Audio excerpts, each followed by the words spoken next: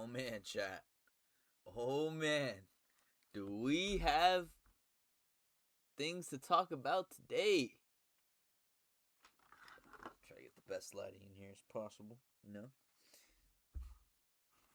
Man, do we have a great episode. A lot of things to talk about, man. A lot has gone on since our last Sportswithseb episode. Prior to, honestly, really any juicy games happening for the NBA Finals, Like, it's definitely been, it's been too long, let's say. You already know how we do, chat. Posting all these noties out here. Give everybody the opportunity to get in here, in the episode, in the stream, in case, they have any questions. You know how it is. But yeah, man. A lot of great stuff. We're going to talk about today. I had jury duty today, so I had plenty of time to plan out this episode and what we want to talk about and get everything going. So let me just post these noties that we're live, and we'll get right into it, man.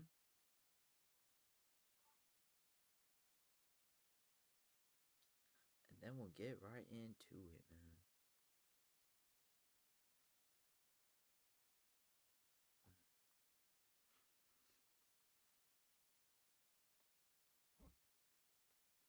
I also gotta pull up my chat.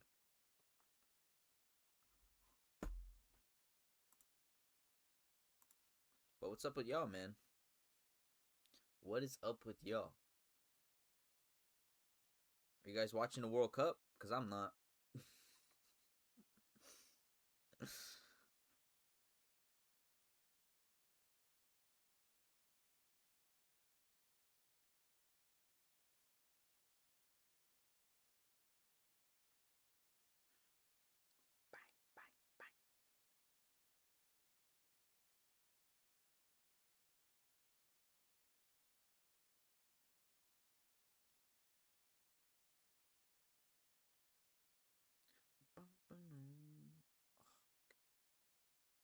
One thing that bothers me so much is this freaking Instagram story stuff.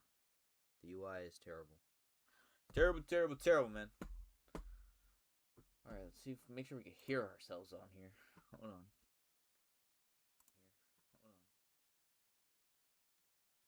Check. Can you guys hear me? Check. Can you guys hear me? Alright. Looks good to me. Looks good to me, bro. Alright, let's pull up our chat so we can say what's up with the chat and whatever. You know how we do. And then yeah, we'll get started here in a second. Get my notes out. Send this last notey. I don't know if you guys can hear that. That's my brother screaming. I don't know what game he's playing. But yeah. All right. It's almost 6:30, guys. If you're not in here, it's about to be your loss.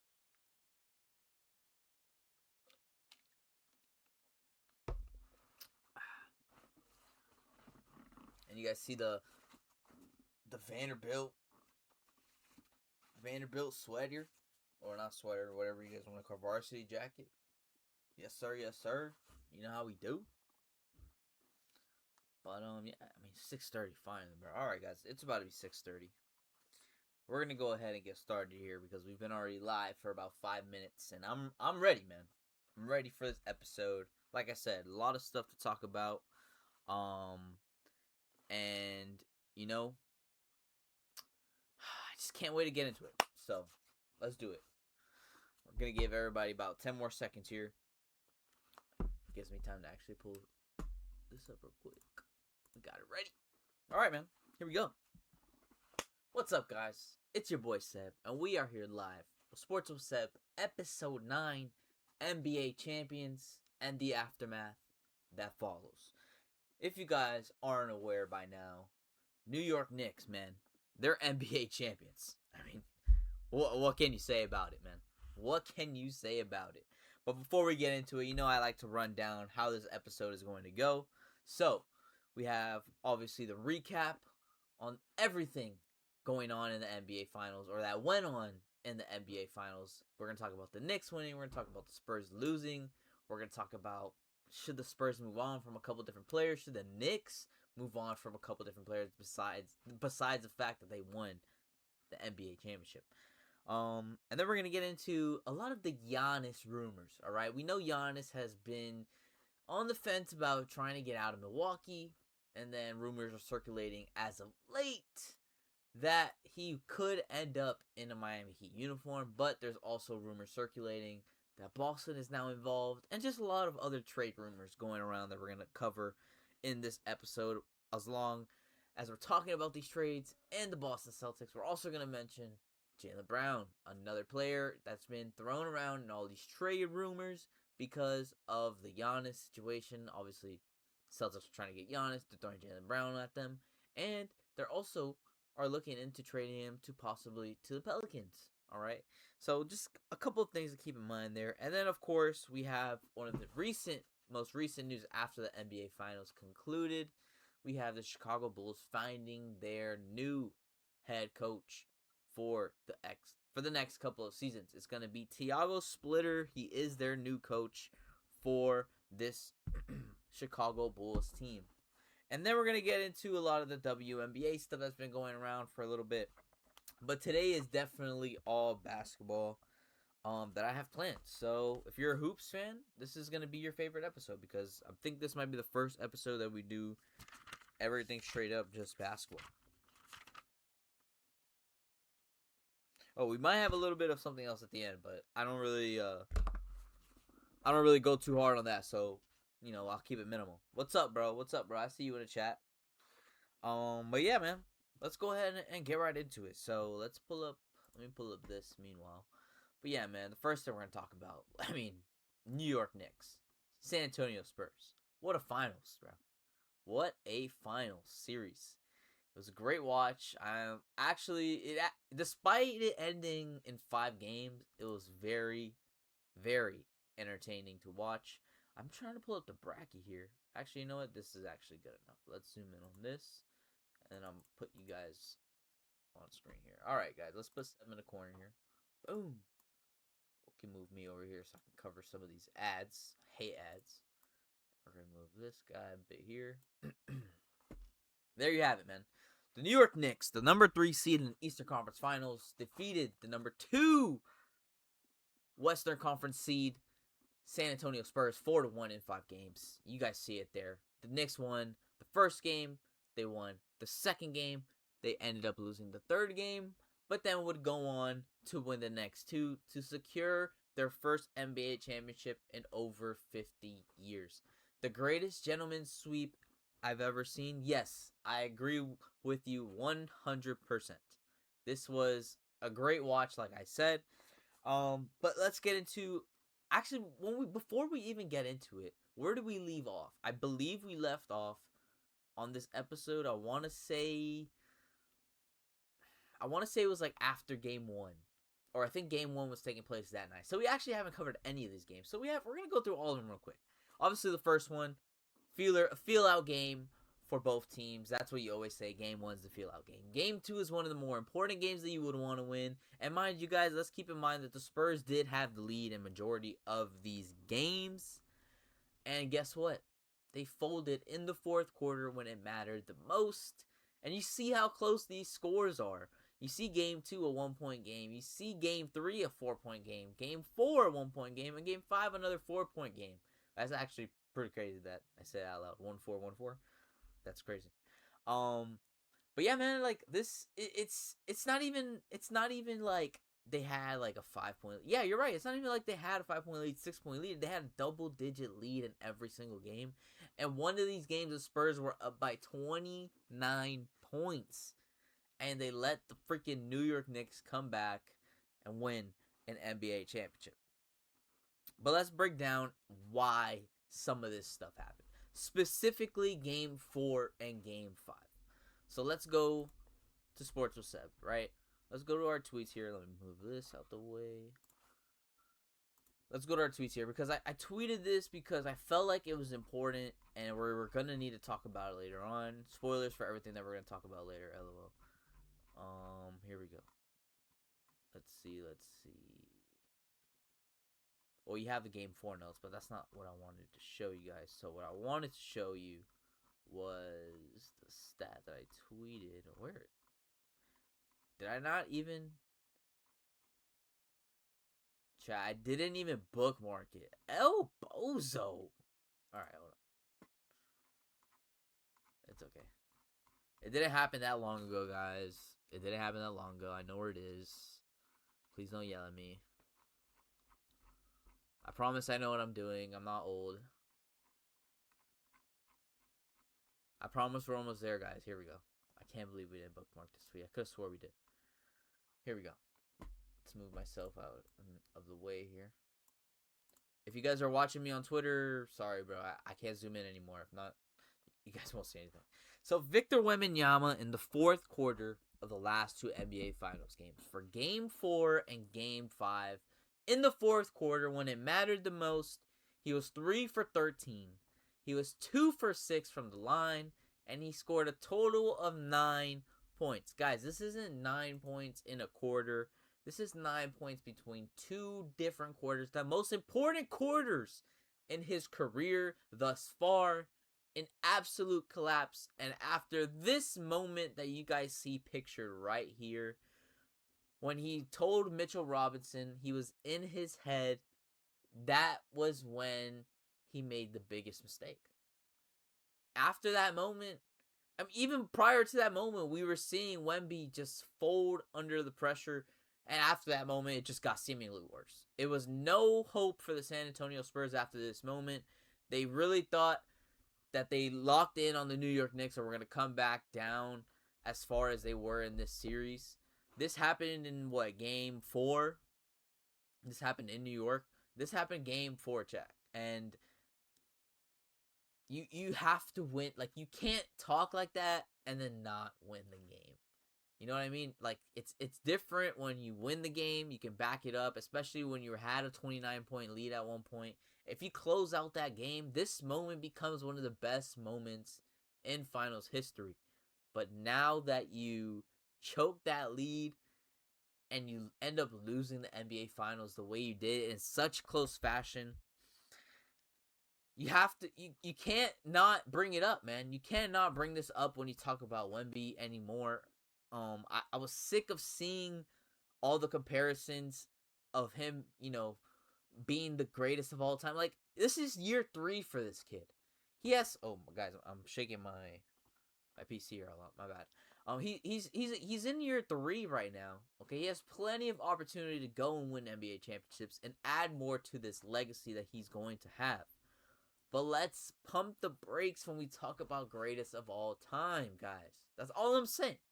Especially now, you can see he is not, what's it called? He's not Superman. He's not, like, he has his I guess Superman does have a weakness. But you guys know what I mean. Like, he has a weakness. He has a lot that he can improve on going forward, especially in this offseason. And one of the biggest things I think and I hope that he works on is his post move work. Like, he has no type of post game when it comes down to being 7 freaking million feet tall. You know what I mean? Like, use your body, use your weight to your advantage against these smaller guys in the league. Like, especially versus the New York Knicks. Aside from Karl-Anthony Towns or Mitchell Robinson, Victor Wembanyama should be in the paint every single possession. Every single possession. There should never be a possession where he has to start at the top of the key and he's like this or debating to shoot. No, bro, just go down low, get bag work, and go to work in the low post. Go to work down right under the basket. You literally barely have to jump. Like, it's just insane that he's so tall and he hasn't developed that part of his game yet. He's just so focused on trying to get a 3-point shot in and so focused on just doing everything else other than being what a big man is good at, which is getting in the post. So I think he needs to get in the lab 100% and work on that. I like guys like Dirk Nowitzki.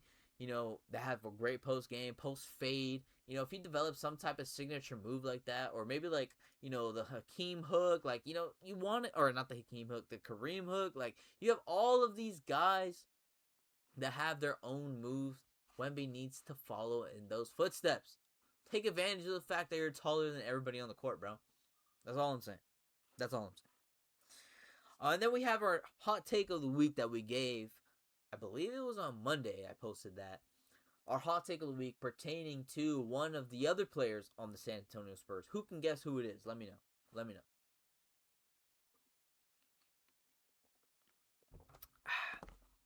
Another hot take that we had this week. Well, actually, that one I did bookmark, if you guys were paying attention. Bang, bang, bang, bang,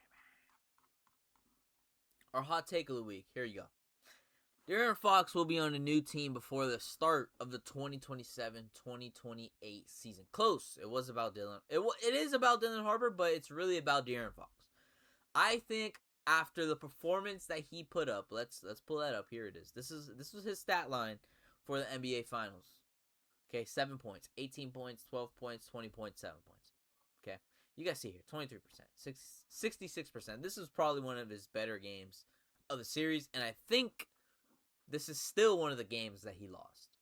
So I'll put that in mind. So you guys see his stat line for these last couple of games. And if you guys are living under a shell, you guys obviously know what other plays follows into this hot take.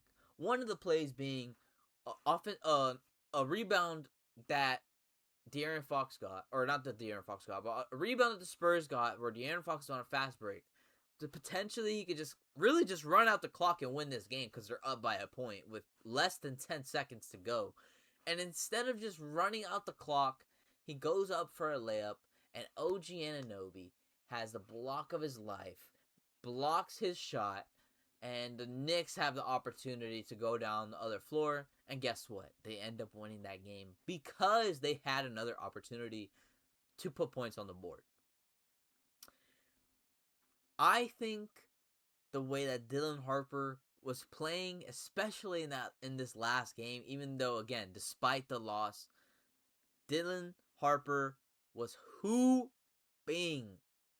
Dylan Harper was hooping, and he's going to play De'Aaron Fox out of San Antonio if De'Aaron Fox himself hasn't played himself out of San Antonio.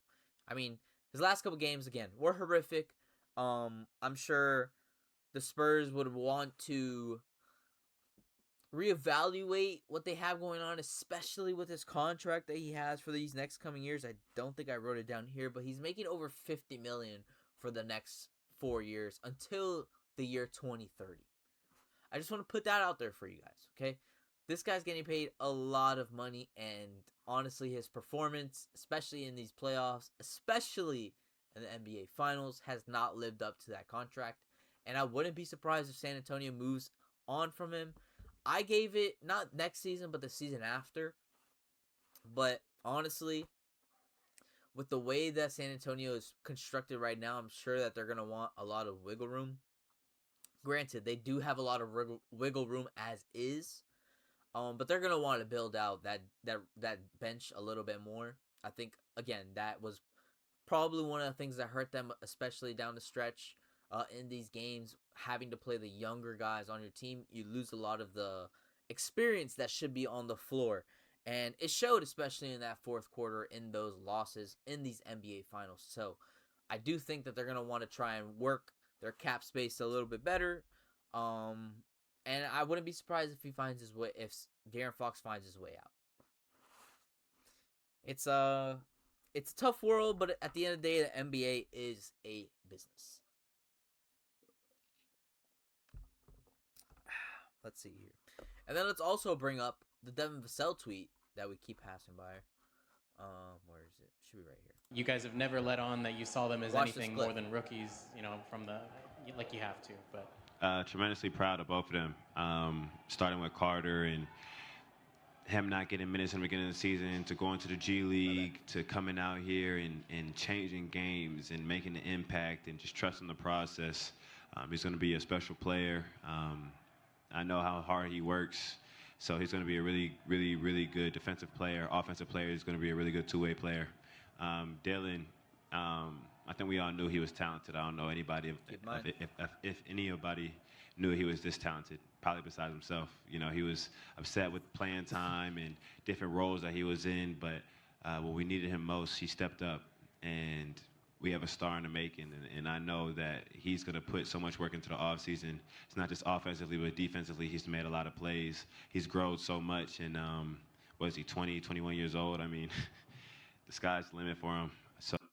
So you guys see, obviously, Devin Vassell talks very highly of his young guards, Stephen Castle and Dylan Harper, but moving specifically to Dylan Harper, he did mention that Dylan Harper was frustrated throughout the season about his role in the team because, let's be honest, right now he was playing a much, much better than De'Aaron Fox. Granted, the experience that Fox has is significantly higher than Dylan Harper's, but it's worth taking a look at if you're Mitch Johnson heading into next season, how you can work Dylan Harper into the starting lineup while also still playing De'Aaron Fox in the starting lineup, because you're not paying him $50 million just to come off the bench.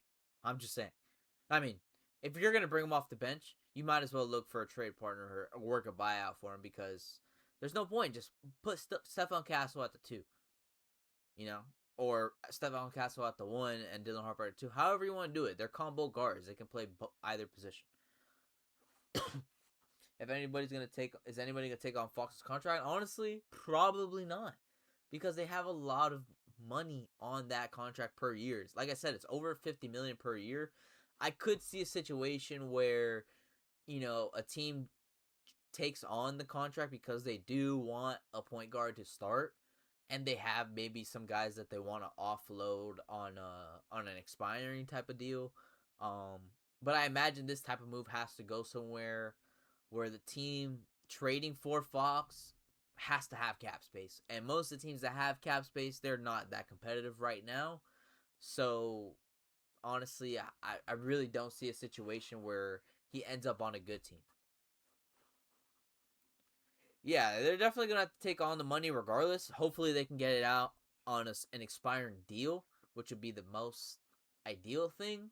But honestly, I see a situation where come 2027, 2028, at the start of the season, there's some type of buyout going on. That's just me, though. That is just me. Let's see here. Do I want to bring anything else about the Spurs specifically? About the Spurs team specifically, I don't think I really have anything else more to say aside from the fact, again, they have a great, great roster. They have a great, great future. I imagine this team will be back in the NBA Finals sooner rather than later. But they got the experience now. Hopefully, in the offseason, Mitch Johnson works his magic and figures out how he can work a new starting lineup next season that includes Harper. Because if Dylan Harper comes off the bench again, I don't know how much longer he's going to want to be in San Antonio. I'm just saying. I mean, I'm not a guy to start rumors because obviously I have no connection to these players, so I have no idea how they're feeling. But I'm imagining if you're already frustrated rookie year about your role because you want to, I imagine because he's coming off the bench and he wants to be a starter. I mean, not that he hasn't deserved it either, but you know that just gives early signs of someone possibly being too unhappy with his situation on the team and requesting his way out. You can see the Heat taking him on. Honestly, I'm not against the Heat taking him on as a Heat fan. As you know, I'm sure, I've said it before. As a Heat fan, I don't mind taking on Fox's contract, but I just think we're in a position now where we're kind of looking for. We need another star player, not like another, piece. Hold on, wait. Let me try to make this to where it makes sense. We need a superstar. That's better. We need a superstar. We need a Giannis. Okay, we need a Giannis. We need a Kawhi. We need another superstar to pair with Bam Adebayo. Fox and Bam is not going to do it. You can put whatever roster around them as far as your bench goes and the rest of your starting line, but De'Aaron Fox on the Heat with Bam Adebayo as Bam and Fox as the two best players is not winning an NBA championship. It's not happening. And especially with the rumors that are going around now with Giannis and the Miami Heat, if the Miami Heat do not pull off a Giannis trade, bro, it's gonna be trouble. Again, Fox is playing on an ankle. He's far better than what he recently. Oh yeah, I 100% agree, and I also do think a lot of what he can do is limited in that Spurs team because let's be honest, he's definitely a guy who could score 25 a night if he wanted to. We've seen him do it in Sacramento. We've seen him be able to score at will at times. He's fast off the ball. That's one of his best things. He's super fast with his dribble. He can get to the rim. And I do think when you have the San Antonio Spurs, who obviously are playing their offense through Victor Wembanyama, it's harder for Fox to really get those looks. So maybe on a team like the Heat, he can, have a bounce back season. But again, I don't think he wins any type of ring here if Bam and Fox are our two best players. 100%. 100%. I agree. Yeah, his explosiveness is there. Like I said, I just think right now he's kind of limited to what his offense can really do. Right? He's capped out, basically, I think, where he's at. But, so yeah. So to wrap up, my thoughts on the San Antonio Spurs, Victor Wembanyama needs to get in the lab. He needs to develop some type of post game. I do think the Spurs need to work and find a way to get Dylan Harper in their starting lineup come next season. I am okay with the Spurs staying with De'Aaron Fox if they can work Dylan Harper in that starting lineup. I do think he's a big, big boost to that team and will help that team get to the NBA Finals again. And one of the last things about this Spurs team, just in general, again, they're a young team. They just went through the experience of the NBA Finals. Most of these guys are 25 years old or younger. They will be back. They will be a force to reckon with. And if I am any Western Conference team, I am looking over my shoulders for the San Antonio Spurs team. Moving on to the NBA champions. The New York Knicks, man. Guys, I'm surprised New York is still alive right now. I'm going to be honest. I thought New York was going to be underground right now after the New York Knicks won the championship because those Knicks fans, man, let me tell you, they're crazy. They are crazy. But let's dive in, man. The New York Knicks won their first title in over 50 years. And Mr. Jalen Brunson has won Finals MVP, proving the doubters wrong. And I'm looking at you, Miss Becky Hammond. He put the doubters to rest. He won the NBA championship. He took less money with this team to keep his roster that he wanted together to play with his guys. And look where it got him. It finally paid off with an NBA championship. What can I say, man? When we were previewing the NBA Finals, in the last episode, because it was before any of the games started. When we were previewing this NBA Finals, we said one of the bigger things that needed to happen, which was Jalen Brunson. Obviously, he needed to take over, but the New York Knicks as a whole needed to come together. Offensively, they were the best team heading into the series in the NBA playoffs. They were also the best defensive team coming into these NBA Finals versus the San Antonio Spurs. So they were number one on offense and number one on defense. All they had to do was keep playing that brand of basketball that they were playing all playoff long. And they did that. They folded under no pressure. They were down by as much as 29 in one of these games, and they fought their way back, and they won an NBA championship. But they can still improve.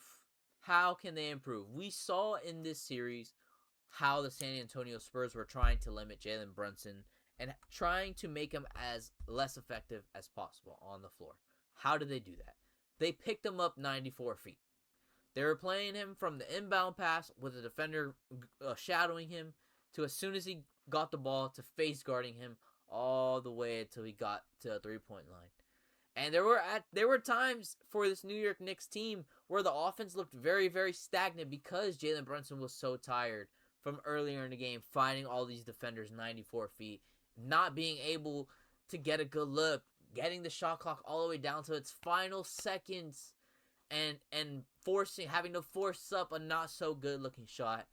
But in the end, Jalen Brunson came out on top and won the NBA Finals. I honestly don't know if I ever seen a player be literally. I should have pulled up the stats for Jalen Brunson in the fourth quarter in this series. I'm sure those stats are insane.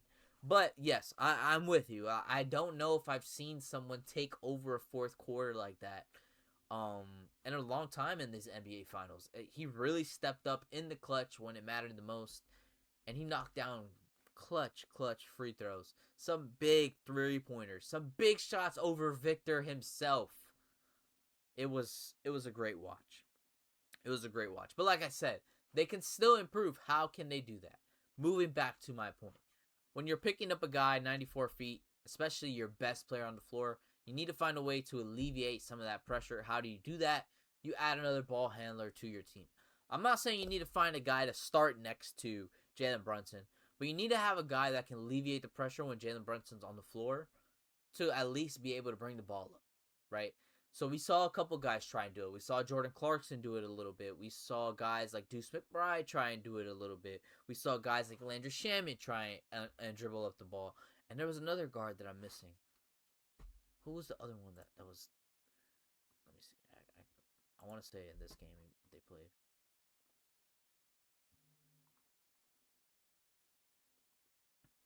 Okay. Yeah. I actually just want the box score.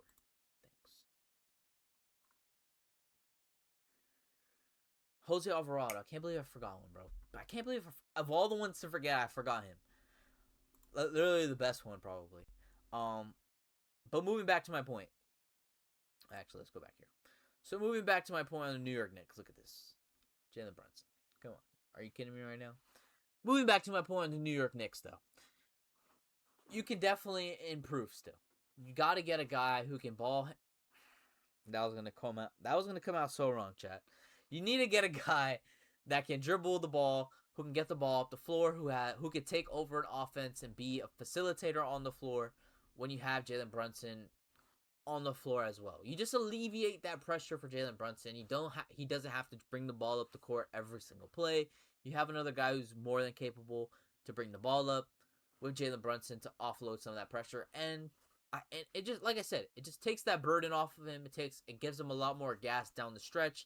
Not that it mattered because, like we've been saying in the fourth quarter, Jalen Brunson. I mean, come on, look at him. And that game-winning. I know it says game 4 here. My editor, I don't know what he was thinking, bro. But he needs to be fired, bro. But it should say game 5 of the NBA Finals. 45 points, 3 rebounds, 3 assists, 2 steals. Shot 50%, 51% from the floor, and 57% from behind the arc. The man can hoop, man. What can I say? The man can hoop.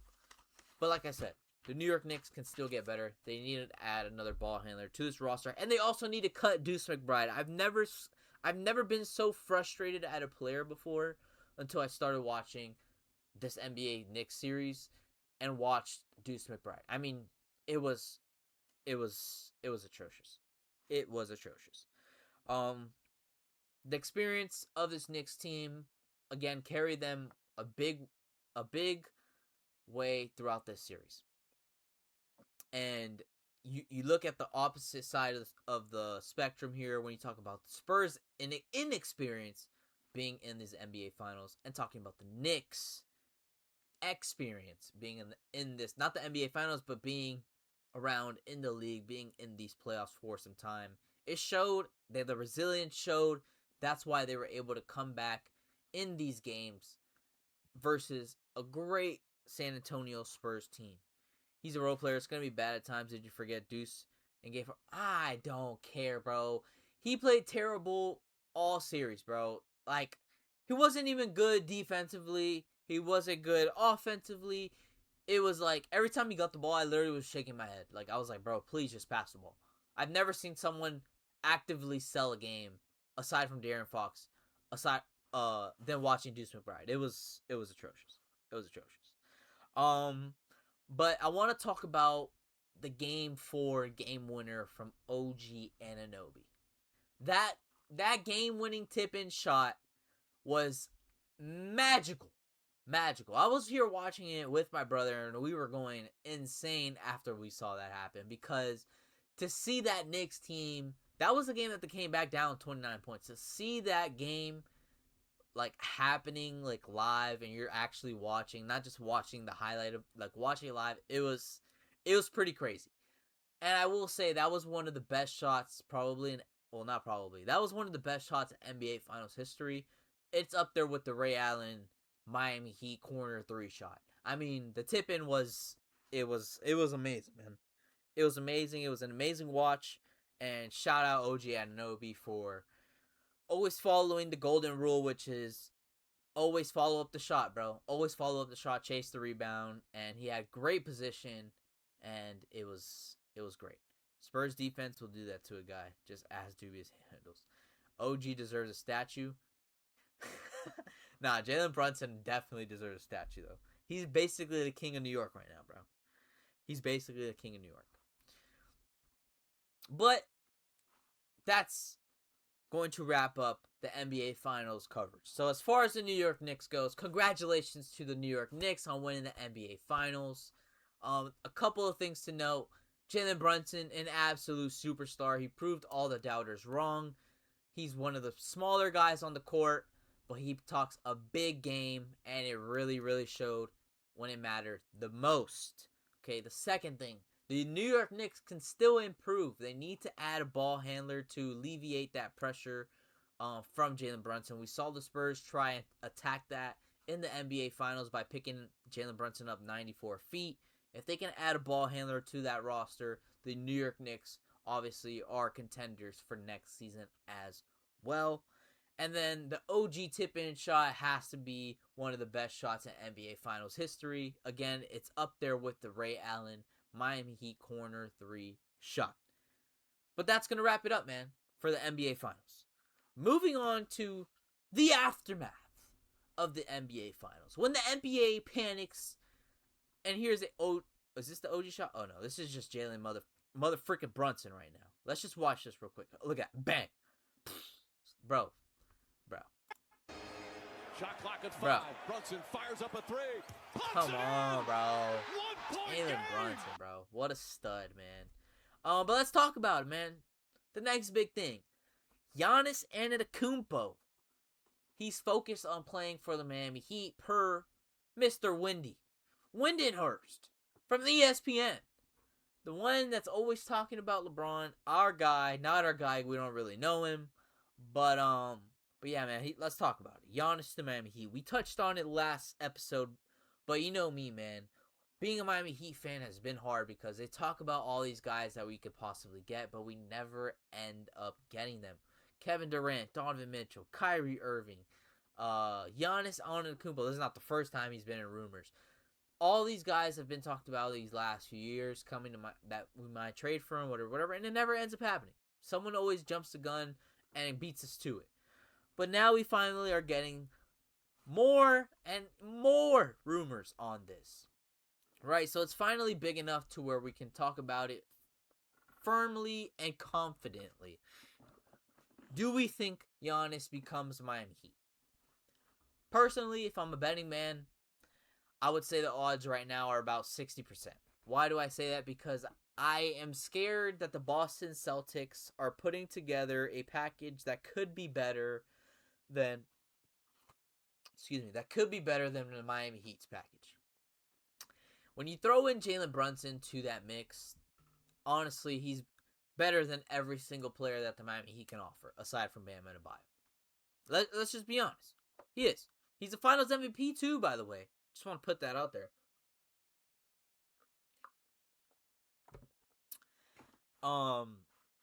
So the rumors are heating up between Miami and Boston. Now, it could be that these people, the reporters, are throwing these Boston and other team rumors out there so that he can boost their offer for the Bucks.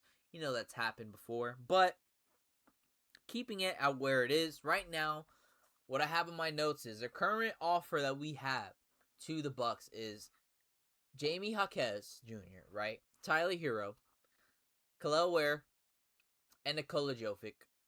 The number 13th pick in this NBA draft, plus future draft compensation. That's the current offer on the table that I've seen circulating over and over again for the Miami Heat to land Giannis. The reports are that the Bucks do like this offer, but what they're trying to work out is a third team or maybe a fourth team to take on Tyler Hero, because the Bucks do not want to take on Tyler Hero because they know that they have to extend him. And they're not big fans of wanting to extend him. There's been rumors of the Detroit Pistons being in the mix for Tyler Hero. They've expressed some interest, which could be interesting because obviously that would pair him back up with former Miami Heat player Mr. Duncan Robinson. Right? And we saw the Detroit Pistons struggle in these playoffs. Tyler Hero could benefit that team. He does add another scoring aspect to that team, take some of the pressure off Cade Cunningham, but he also comes at a very high price, and the Detroit Pistons have a lot of other guys on that roster that need to get paid. So unless they're moving guys like Tobias Harris to match that type of contract that Tyler Hero would end up going to Detroit with, it's looking like we're in a stalemate right now between the Miami Heat and Giannis Antetokounmpo. I'm worried about the Wolves snagging him. Nah, the Wolves are not making any move for Giannis. I think the offer could be good from what Minnesota could get Milwaukee, but I don't see it happening. Honestly, if the Timberwolves end up trading for Giannis, I think that would be nuts. That would be so cool to see Giannis and Anthony Edwards. That would be insane. That would be an insane team up. But I don't see that happening. I think it's more likely he ends up a Heat or he ends up being a Boston Celtic before he ends up being anywhere in Minnesota.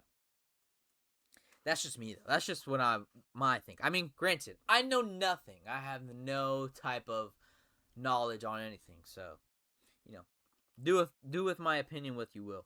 But let's see here. So we have all these rumors circulating, but also another thing that's stopping this Miami Heat trade from happening, at least from what I've seen, is that the Miami Heat don't want to let up one of the rookie, or not our rookie anymore because he finished his first year, but Kasparis. I don't know how to pronounce his last name, so I'm not even gonna bother. But Kasparis and Pelle Larsson, the Milwaukee Bucks are trying to get one of those two players added into that trade, and apparently Pat Riley doesn't want to give him up. Pat Riley, I'm going to tell you this right now, bro. If you don't want to trade for Giannis because you don't want to give up freaking Pelle Larsson, I'm going to lose my mind, bro. I think all of Heat Nation will be at the Kaseya Center getting ready to riot to make you resign from your position, right? But with other rumors that come around with Miami and Giannis, there comes other players that are rumored to also find their way to Miami. The possible backup plans, I'm sure you guys saw it here earlier, for the Miami Heat are names like Kawhi Leonard, are names like Ja Morant, and other names like Trae Young. Who knows who the Miami Heat will end up with, but the current roster of stars, I'm going to have to make that tweet later. Let me actually make a note of that. Make a tweet later of all the rumored stars that the Miami Heat are trying to land. And let's see if they land them, right? Right now the list is Trae Young, Kawhi Leonard, Ja Morant, and Giannis Antetokounmpo. We were at the top of his trade list in February. All these rumors, and it's going to be DeJounte Murray. Honestly, I'm not against DeJounte Murray. He's a really good player. I'm totally okay with that.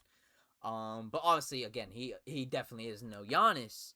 But, I do love DeJounte Murray. He's a stud. It would be quicker to name the players that Heat aren't interested in. Oh, yeah, definitely.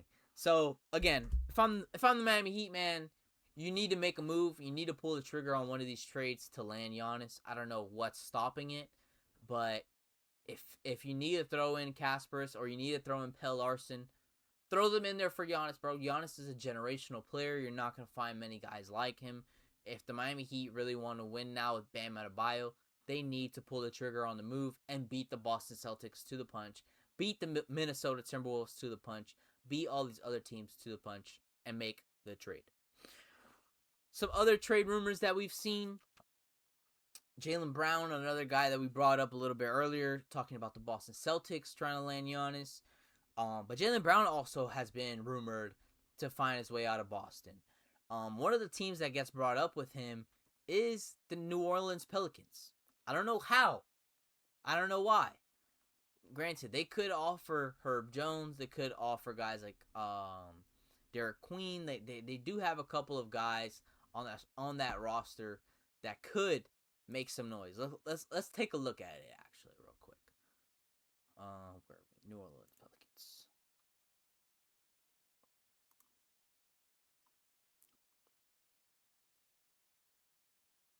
Here you go. Obviously, Zion Williamson is another guy that you could throw in there. I don't see the Boston Celtics pulling that trigger. But here you go. You got Zion Williamson, a potential guy you could throw for Jalen Brown. Derek Queen, like I mentioned. Jordan Poole, I don't think Boston Celtics would want to take on Jordan Poole. Maybe DeJounte Murray, but maybe not. Trey Murphy, another guy that could be interesting for the Boston Celtics. Kevon Looney, surprisingly, I think could be another guy that can end up being a Boston Celtics now that they're going to be in need for another center. With Al Horford obviously not being there anymore, and you have a couple of other guys on that roster that are probably not going to be there next year. So, just a couple of other options that are on this roster that Boston could take away from the New Orleans Pelicans. But like AU Gold just said, they're building the foundation right now in New Orleans. I don't know how much they're going to be willing to let go in a trade for Jalen Brown. Let's see. What are the other things that we wanted to talk about here? I know I bookmarked another tweet about some trade rumors. Here's the offer that the Miami Heat have on the table. Again, Tyler Hero, Kel'el Ware, Jamie Jaquez Jr., Nikola Jovic, pick number 13, and future draft compensation, right? And this is the rumor of him, possibly going to Milwaukee or possibly going to playing in Detroit. And then here you also have the counter reports to all of the other reports that are saying Boston is interested.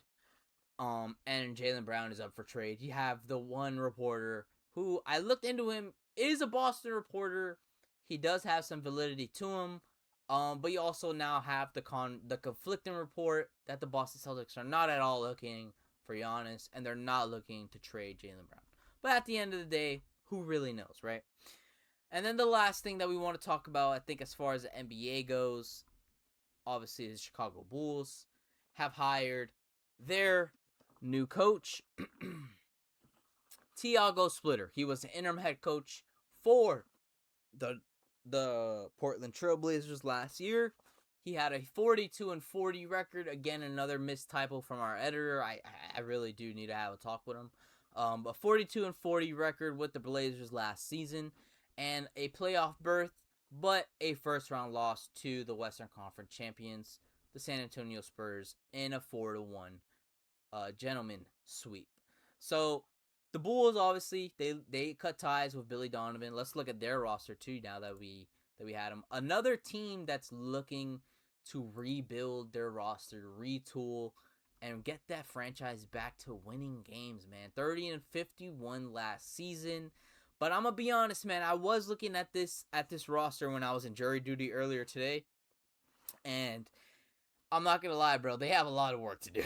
They have a lot of work to do. I like Rob Dillingham. I like Matisse. I don't know how to pronounce his name. I like Matisse Bazelis. Let's say Matas. I like Matas. I like Josh Giddey. I like Rob. I like Nick Richards. They have a couple of guys here that can hoop. Anthony Simmons, I think, is a guy that they're probably going to end up getting rid of just because that contract, again, is crazy. Colin Sexton contract, another guy that's contract is crazy. They do have a couple of good pieces in here. I'm not saying that any of these guys are going to be, franchise-changing guys. Not at all the case. But the Bulls are in position now to start rebuilding and draft a potential star in this upcoming NBA draft. They are picking with the 4th overall pick in this NBA draft. So a lot of guys to look at for the Chicago Bulls. A lot of guys that could potentially fall to the Chicago Bulls. You have guys like, I doubt AJ falls to number 4, but it could be possible. Let's look at the rest of the NBA prospect. Actually, can we pull it up here? Oh, bam, perfect. You have a couple of these guys here, that could potentially fall to the 4th pick, but also might not. You have AJ, like I said, projected to go overall number 1. You have Darren Peterson, who is trying not to find his way in Utah, so he might end up at number 1 or number 3. And then you have Cameron Boozer, and then you have Caleb Williams. Caleb Wilson. When I was actually covering the UM basketball games, this season, one of the games that I got to cover was the UNC game at Miami, and let me tell you, Caleb Williams. I'm gonna keep saying it. Caleb Wilson, man, that guy's a stud, bro. He can hoop. I remember watching that game. I'm like, man, who is that guy? And I looked him up, and I was looking up, what he's been doing all season, and he's a game changer. I do think he should have stayed in college for one more year, though. I think it would have helped him out because I think next year's draft class is not that strong, so he could have potentially gone in the top 2. But nonetheless, he'll end up on a team and he'll make an immediate impact. And right now, he's the 4th overall best player in this draft, so he could find his way to Chicago. The new lottery format makes it kind of smart to keep a guy like Simmons around. Honestly, I like that the NBA is trying to do something different about these tanks in the NBA. But I don't think that the method that they are doing right now makes a whole lot of sense. Like, why is the top 3 picks should always have the best chance? Or the 3 worst teams, in the NBA should always have the best chances at the number 1 overall pick. Maybe the difference in the drop-off between the 3 worst teams, to the 4th and the 10th worst teams shouldn't be drastic. Maybe it should be like, let's just to put a number, 5% chance for the 3 worst teams, and then maybe like a 3.5 chance for the rest of them. Like, you still keep it close in margin. We were talking about Caleb Wilson, the 4th ranked NBA prospect for this upcoming draft. And the reason why we were talking about some of these guys is because we were talking about the Chicago Bulls rebuilding their roster to be able to be competitive again. They went 31-51 last season, and now with a top 4 pick, they pick number 4. They have the opportunity to snag one of these players. Like I said, I doubt AJ falls past 1. I know Darren Peterson doesn't want to go to Utah, and I believe they picked 2, so I could see him falling to 3, and maybe Boozer going at 2, or maybe even Wilson going to Utah to go play for the Jazz. That would be kind of crazy. But nonetheless, though, a couple of great prospects for this draft class, especially with Darius Acuff. You have Mikael Brown, and you have a couple of these other guys. You have Ade Morrow, who was in the NBA draft last year, but then withdrew last minute to go and play one more year in college. So probably smart by him because I don't think he was going to get drafted that high last year. I don't know if AU Gold's back, but let me see here. I see a couple questions from you. NBA. I know we were talking about the lottery system too. That was one of the last things too that we left off of. The NBA lottery system that they implemented or they're going to implement. I like the steps that they're taking to get rid of tanking, but I do think the top 3 or the worst 3 teams in the NBA should automatically have the best odds at the number 1 pick. Maybe the drop off, from the worst 3 to the 4th to the 10th worst in the NBA, maybe the drop-off percentage is not that high. And again, just to put numbers out there, maybe a 5% chance for the worst 3 teams to get the number 1 overall pick, and then maybe like a 3.5% chance for the 4th through 10th worst teams to get the number 1 overall pick. Just an idea. I mean, obviously, again, these are just random numbers I'm pulling from the back of my head, so, what do I know? At the end of the day, I'm just sports with Seb. But again, guys, we are back live after our Wi-Fi cut out. Hopefully, we can finish the rest of this episode in the next couple minutes. That way, you guys get your full content that I wanted to provide to you guys. So, I believe we were around like 40 minutes last episode, so we're going to try and keep this one pretty short. So, we're done with the NBA stuff. Moving on to the WNBA, we're going to bring up the WNBA standings right now as they stand as of June 17th. You have the Minnesota Lynx, the Aces, and the Liberty as your top 3 spots. Let me fix this here on Twitter so you guys can see a little bit better. As your top 3 spots, the Lynx are 11-3, the Aces at 10-4, and the Liberty also at 10-4. Now the Liberty, as you guys can see on the far right, if you guys don't, they are on a 7-game win streak, the longest win streak in the WNBA right now, and you have the Indiana Fever that follows with the next highest win streak with 4 straight wins. So you guys see that, and then you guys are going to take a look here at the Commissioner Cup standings, right? So you have the Eastern Conference, you have the New York Liberty that have secured their spot in the Commissioner Cup, and then you have the Western Conference who are still fighting for that last spot. You have the Aces, the Lynx, and the Wings fighting for their spot in the Commissioner Cup. Now, to break down the Western Conference, right? So you have, like I said, you have those 3 teams competing for that last spot. The Aces have the tiebreaker over the Minnesota Lynx, right? 100-97 in their last game that they faced together. The Aces came out on top by 3 points.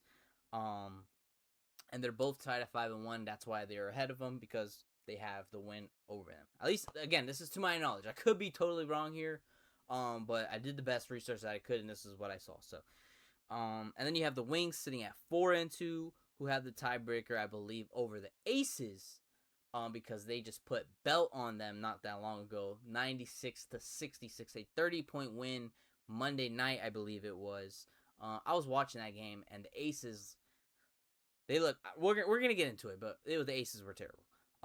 But yeah, so you have the Wings still competing. They're only a game back. Again, there's a bunch of games today, I think, that will have huge implications for the West. Let's move this around here so you guys see it better. The Mystics and the Sun, don't have to worry about. They're both eliminated. My Mystics, that's my team, though. Sonia got 6 points. Okay, Sonia, I see you. I put a parlay on her today to have 15 points, so hopefully she has a really good game. I know we have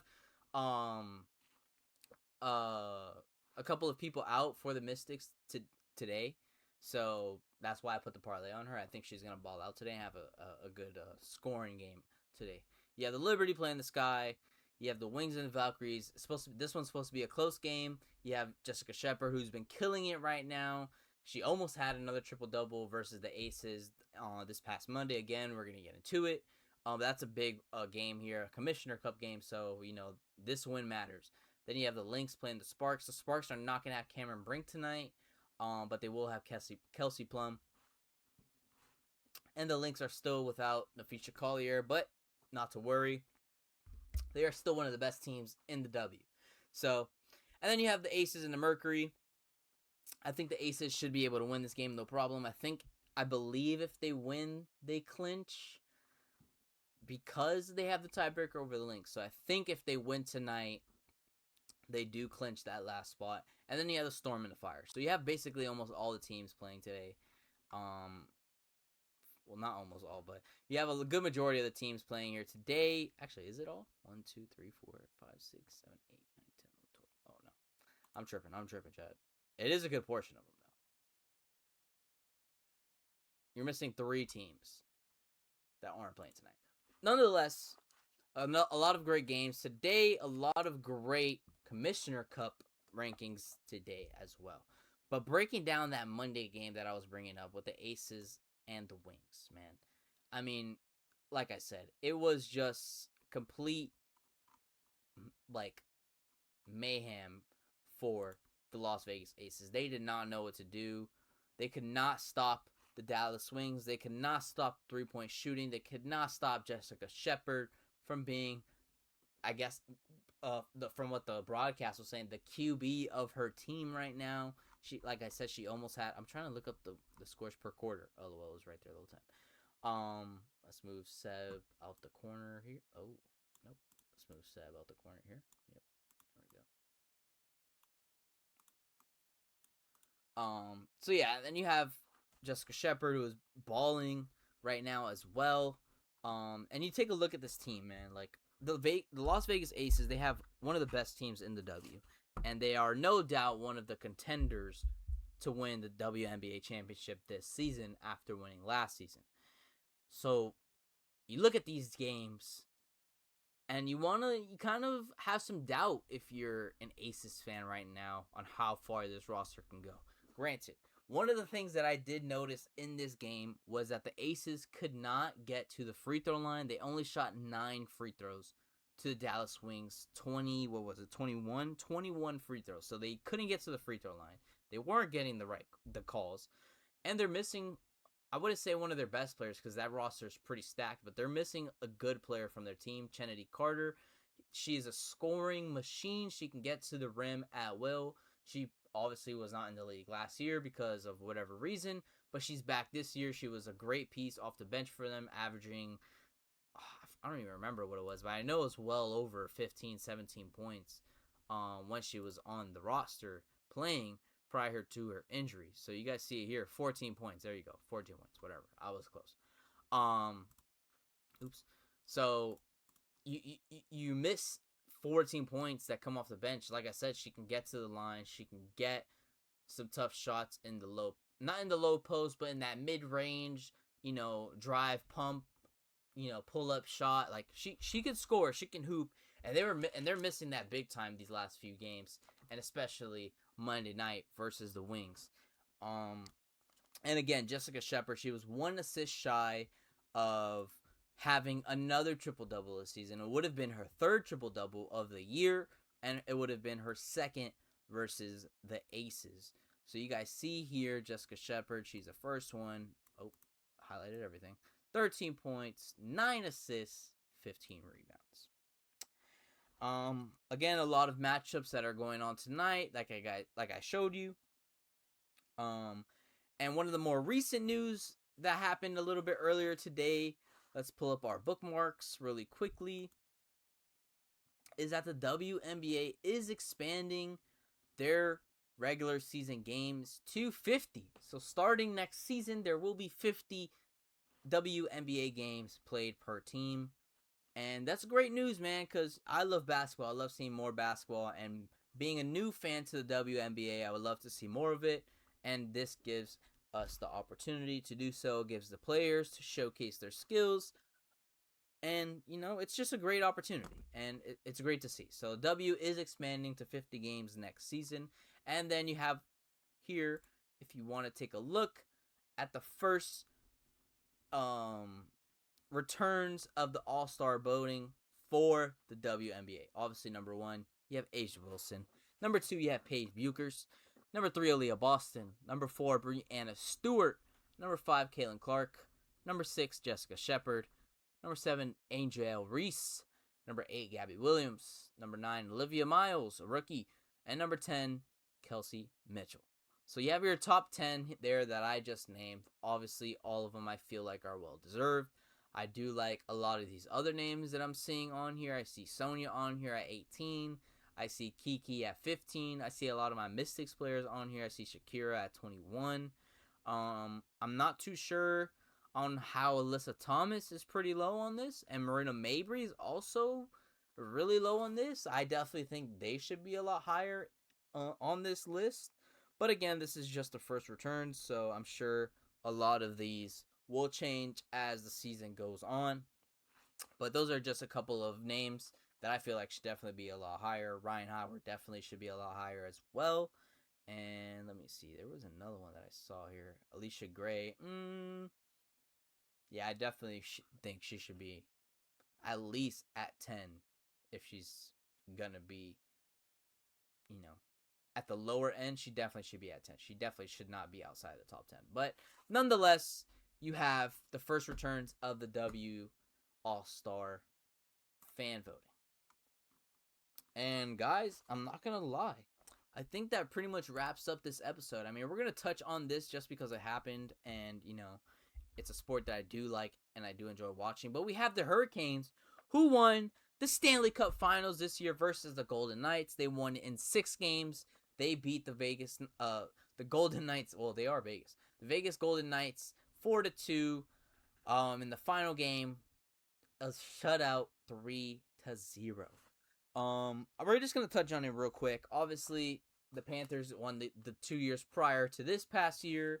That's my team, which is part of the reason why we really got into hockey, because they were on the come up. But the Hurricanes were a team last year that I thought was gonna make it out to the Stanley Cup final, and they fell short. But they found their get back, and they won it all this year. A couple things that I want to point out in this series, that the Canes scored 4 or more goals in every single game except for Game 6. Just put that in perspective for you. They were dominating offensively all series versus the Knights, and the Knights just couldn't stop them. After they went up 2-1 in the series, the Canes won 3 straight and dominated the Stanley Cup finals and won the championship. So, just wanted to mention that really quickly, just so I can say I talked about it, and nobody can say I didn't. But yeah, you have your Stanley Cup finals. The NHL season is also officially over, following the WNBA season. I mean, not the WNBA, following the NBA season. So you have the NBA season over with the New York Knicks as your champions, and then you have the NHL season over with the Hurricanes as your Stanley Cup champions. And and I think that's gonna pretty much wrap up this episode, man. I hate that the first stream got cut short, because I know a lot of you guys probably aren't even watching anymore, but who cares? But nonetheless, you guys are gonna get the full episode if you missed it. If you missed out on these last few minutes, you're gonna get the full episode on YouTube very shortly after we finish this stream. But yeah, man, that's gonna wrap up today's episode. Let me see. Maybe I want to go live again next Wednesday, just because I missed you guys. But we'll see. We'll see what happens between now and then. If there's a Giannis trade or a big trade that goes down, you definitely will see me next week. But if not, you will see me the week after, which I believe is the first day of July. So, we're gonna talk about a lot of things. Hopefully in July. We're probably going to preview a lot of, the NBA rumors that are going to be going around. Obviously, another WNBA update. And maybe we'll get into some games, because I do have some segments that, I haven't done in a bit. I did it the first 2 or 3 episodes.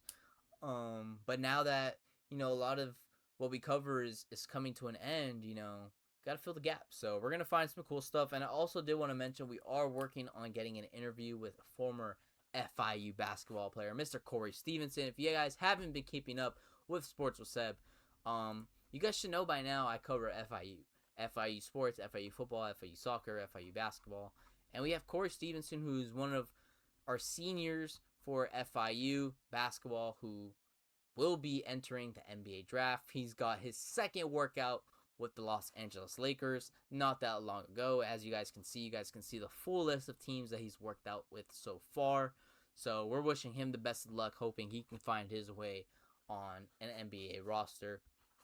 And we are going to try and get an interview set up with him, so we could talk shop, man. We could talk shop.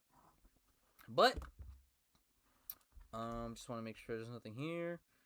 Yep, that's going to wrap up today's episode, guys. So, without further ado, I appreciate you guys stopping by for Sportswithseb episode 9. This episode did run a little longer than the other ones, but again, not to worry. We appreciate you guys being here. And until next week or the week after, we'll see you in the next one.